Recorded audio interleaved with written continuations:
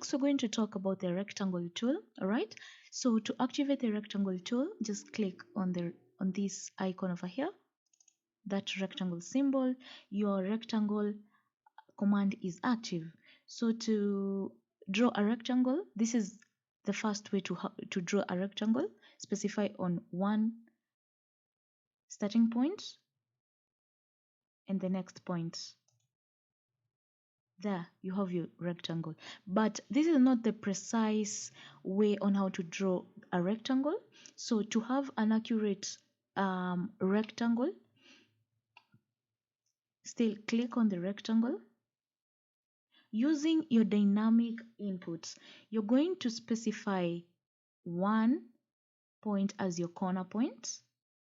Then we are going to specify our length. We can have it as 100 millimeters. Then hit on tab. To specify our width, we can have our width as 50 millimeters. Then hit enter. As you can see, that is our rectangle.